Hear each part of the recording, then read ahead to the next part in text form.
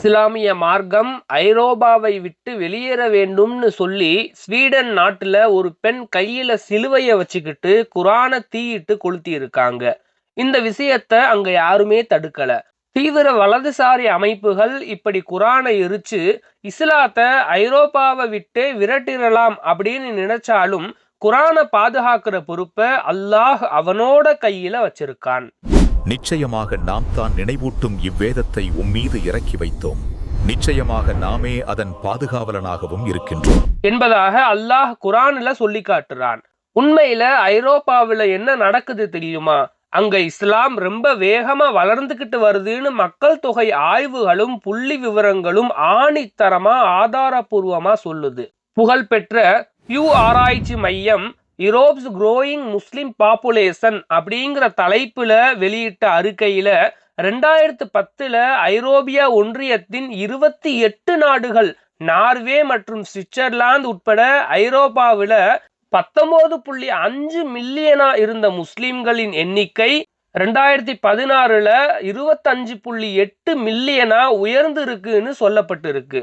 அது மட்டும் இல்லாம 2050க்குள்ள எந்த வெளிநாட்டு குடியேற்றமும் நடக்கலனா கூட, அதாவது வெளிநாட்டுல இருந்து ஐரோப்பாவுக்கு முஸ்லிம்கள் வந்து தங்கலனா கூட, அங்குள்ள முஸ்லிம்களோட எண்ணிக்கை இயற்கையாகவே 10 மில்லியன் அளவிற்கு அதிகரிக்கும்னு இந்த அறிக்கையில சொல்லப்பட்டிருக்கு. பல்வேறு செய்தி ஊடகங்கள் மற்றும் ஆய்வறிக்கையின்படி இங்கிலாந்துல வருஷத்துக்கு சுமார் 5000 நபர்கள் இஸ்லாத்தை ஏத்துக்கிறாங்க. இதுல பெரும்பான்மையினர் பெண்களாக இருக்கிறாங்க. ஜெர்மனியில வருஷத்திற்கு சுமார் 4000 நபர்கள் இஸ்லாத்தை தழுவுறாங்க.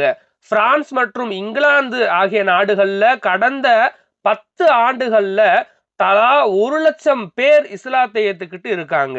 இந்த புள்ளி விவரங்கள் ஐரோப்பிய சமூகத்தோட அடிமட்டத்துல இருந்து இஸ்லாம் எவ்வளவு ஆழமா பரவி இருக்கிறதுங்கிறத பறைசாற்றி கொண்டு இருக்குது.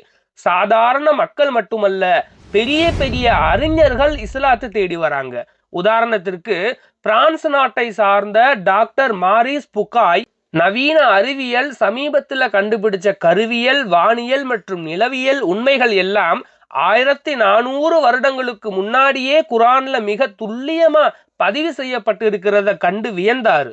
குரானுக்கும் அறிவியலுக்கும் இடையே உள்ள இந்த ஆழமான ஒத்திசைவ, அதாவது இந்த ஆழமான ஒற்றுமைய பல ஆண்டுகள் தர்க்க ரீதியாக ஆராய்ஞ்ச பிறகு 1976ஆம் ஆண்டுல அவர் இஸ்லாத்தை ஏத்துக்கிட்டாரு. அதே போல இங்கிலாந்து நாட்டை சார்ந்த சிறந்த கல்வியாளரான மார்ட்டின் லிங்க்ஸ் அப்படிங்கிறவரு இஸ்லாமிய தத்துவங்களால ஈர்க்கப்பட்டு இஸ்லாத்தை ஏத்துக்கிட்டாரு. அவர் எழுதிய நபிகள் நாயகத்தோட வாழ்க்கை வரலாற்று புத்தகம் இன்னைக்கு உலகெங்கும் இருக்கிற அறிஞர்களால கொண்டாடப்பட்டு வருது. இப்படி இங்கிலாந்தில் உள்ள பெரிய பெரிய அறிஞர்கள் எல்லாம் இஸ்லாத்தை ஏற்றுக்கொண்டு இருக்கும் போது குரானை எரித்து விட்டால் இஸ்லாம் ஓடிடும்னு நினைக்கிறது உலகத்திலேயே மிகப்பெரிய மூட நம்பிக்கை அப்படின்னு சொல்லலாம்.